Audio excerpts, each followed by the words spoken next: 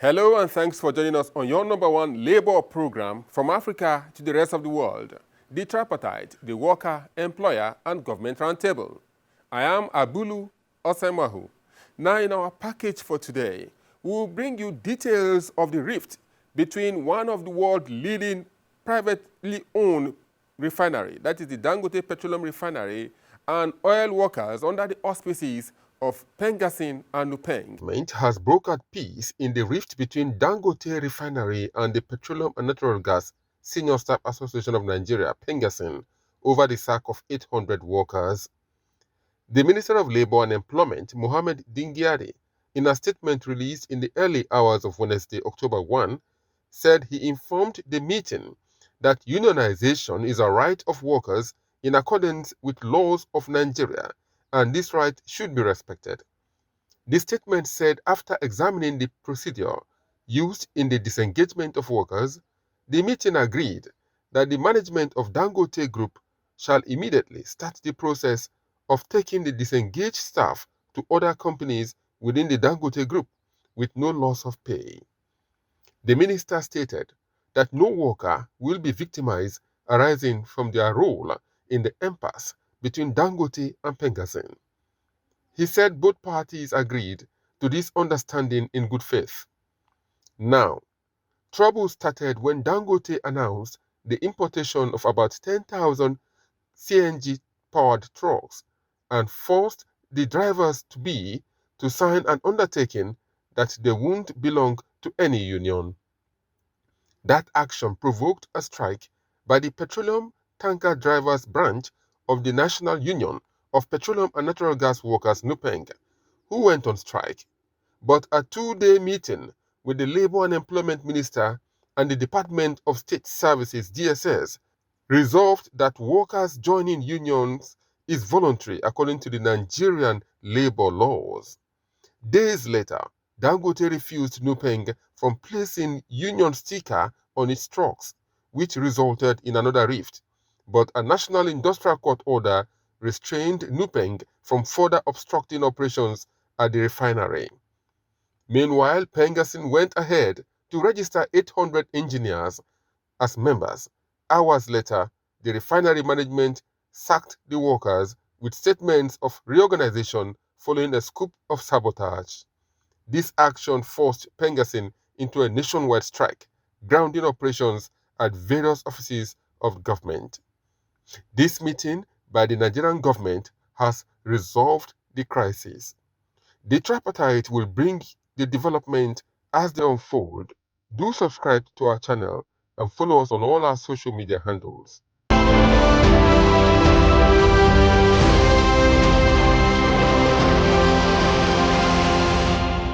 Also on this program, we would like to let you know it's Teachers' Day, and we'll have an interaction with the President of the Nigerian Union of Teachers in our Let's Talk segment to tell us their challenges and their success stories.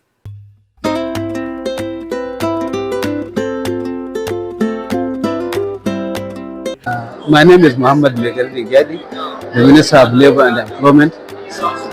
You are watching the Tripartite program on AIT. Let's Talk segment on the Tripartite, the Worker, Employer and Government Roundtable.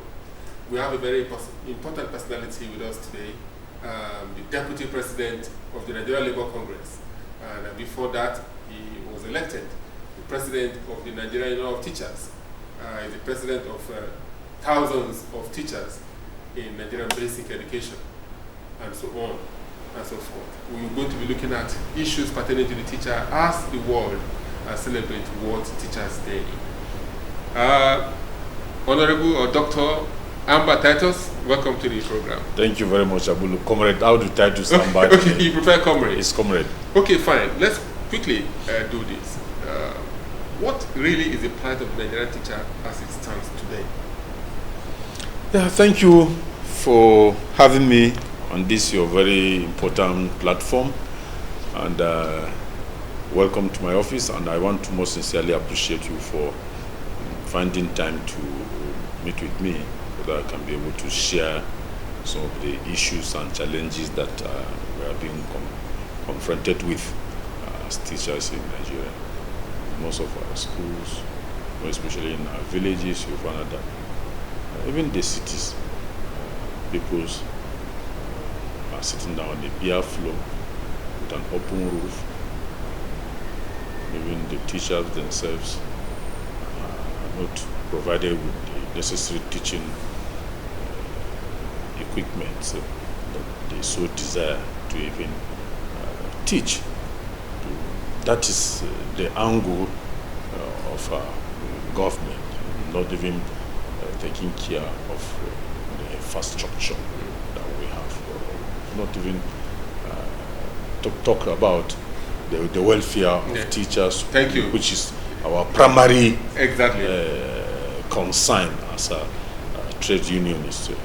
We are trying to marry the two together so that people shouldn't see us as being selfish, that we always talk about our welfare, not having concern for the system itself. How I think that's very reasonable of you, sir. So that's why I decided to take from that very angle. Let me come down to the aspect of even the welfare of teachers. You and I are Nigerians. We are all in this country. We are born and brought up in this country. We grew up in this country. Today, the teaching profession is such that it's left in the hands of people who possibly hadn't gotten better jobs somewhere. They felt that they was just resolved to picking teaching job, to just be there temporarily, matching time, waiting for any better job elsewhere. They leave to go. Very unfortunate that the jobs are not visible anywhere. That's why most people have stayed long in the teaching profession. If it were like there are jobs elsewhere, I'm assuring you that a good number of teachers, both from the basic and the tertiary level, have left. That's the situation that we. So you are saying now, because of lack of jobs, the teaching profession has become an all-comers affair? Sure. I want to reiterate it very, very well. We are all here. You will find that as leaders, somebody will just call you on phone and maybe approach you and say that, sir, I want to, even if it is teaching, help me. Even if it is teaching? Even if it is so teaching. So it has been reduced to that very level. And I normally take exception of anybody that tried to call me and say that even if it is teaching job. I said, okay.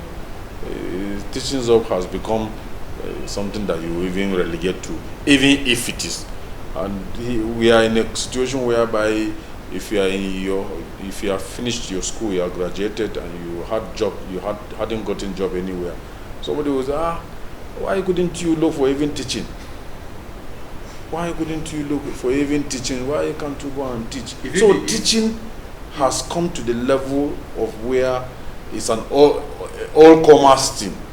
What is the level of minimum wage implementation for teachers?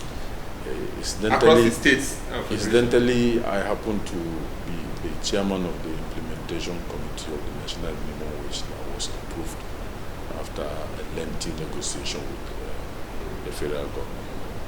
Yes, let me say it for clarity that so far so good. Though the minimum wage of 70,000 naira have been overwhelmed as we are today, 70,000 naira minimum wage is no longer visible as it were with the economic indices that we have in the country today.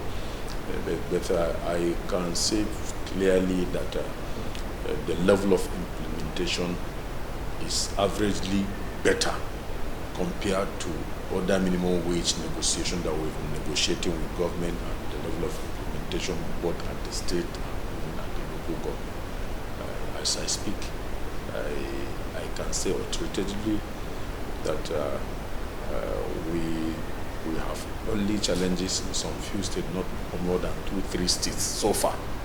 The President Muhammadu Buhari gave some incentives to teachers. Yeah. 2021? 2021. Yes, and about what is the level of implementation of that? Talking about 40 years retirement age, talking 40 years of service, 65 years retirement age, scholarship for teachers' children, teachers that go to rural areas. How far with these incentives? Yes, thank you very much. Let me most sincerely appreciate our then president of blessed memory, President Muhammadu Buhari, for the laudable thing that he has done to the basic education, as it were, by rolling out some incentive by way of approving our retirement age from 35 to 40 of service, then from 60 to 65 years of birth. That has come and gone.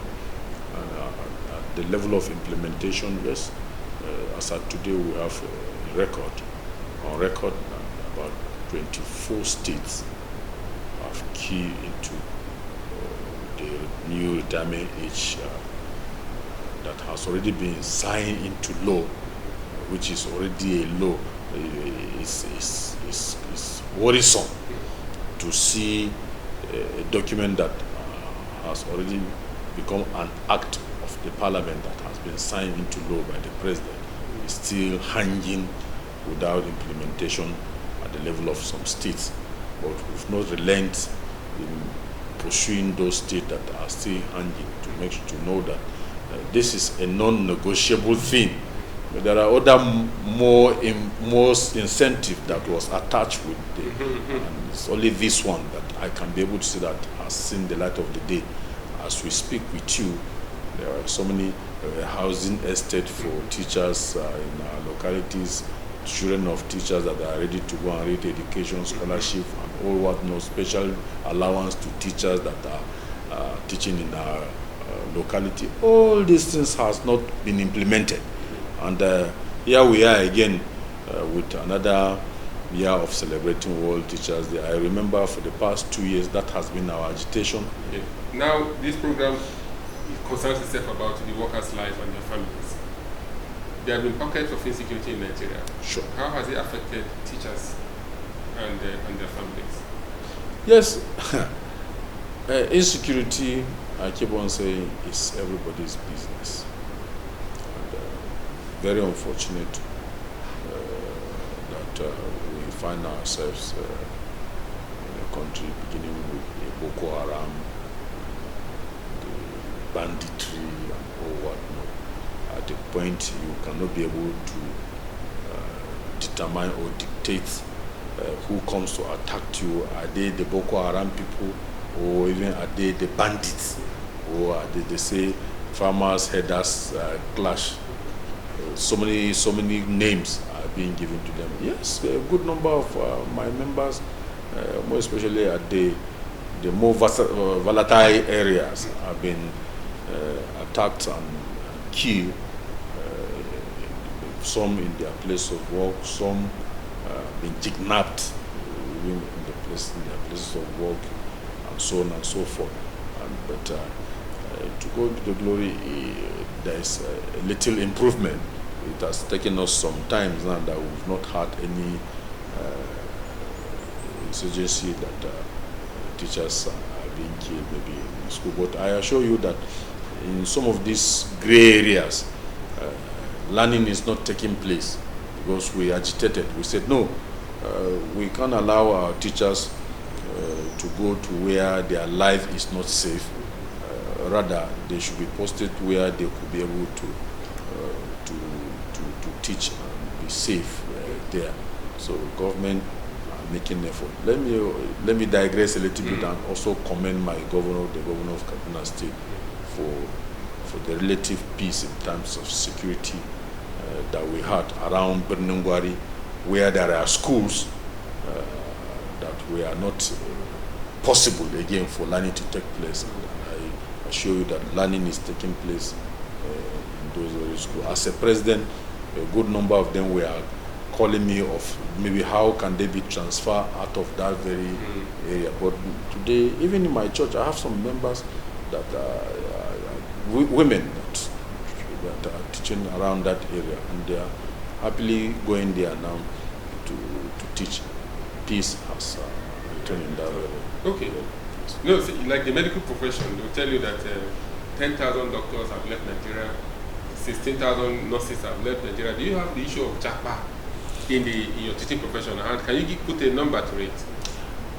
Yeah, we have. We have a good number of teachers whom have, let me borrow your word, japa out of the country for greener pasture. Just the way the nurses and other health workers have done that. I wouldn't be able to tell you specifically the specific numbers of our teachers that have left, but the truth is that both teachers at the basic and even the tertiary level have left. President, on a final note now,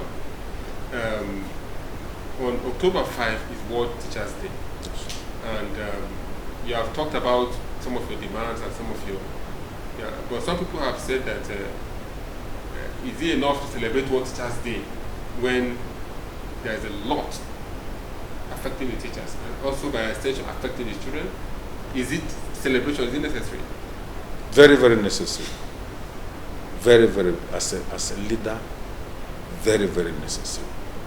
It is our day, World Teachers Day, not Nigerian Teachers Day. It's a global thing. If it were like a celebration that is just confined within Nigeria, we have decided to say that we will do it maybe low-key to show our displeasure with what is happening to us.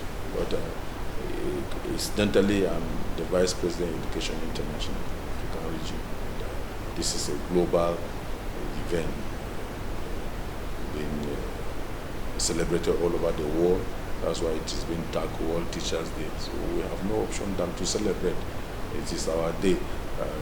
Today, you wouldn't say because you are not happy, somebody should not be happy. You understand me? Or you wouldn't say because of one thing or the other that is happening to us, we shouldn't have time to even celebrate ourselves. As a number one teacher, finally, talk to the teacher how he or she should manage his or herself.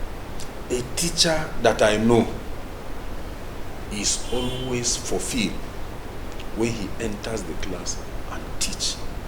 And at the end of the day, he sees the results of what he has taught manifesting on the student that he must have taught them.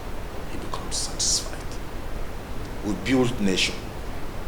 Teachers are great. We normally say no controversy. If you can write your name, they say thank you, teacher. If you cannot write your name, look for. They didn't say don't look for a teacher. Thank you very much. Vice President, Education International, the President, Nigerian Union of Teachers, the Deputy President, Nigeria Labour Congress, Comrade Amba Titus Audu.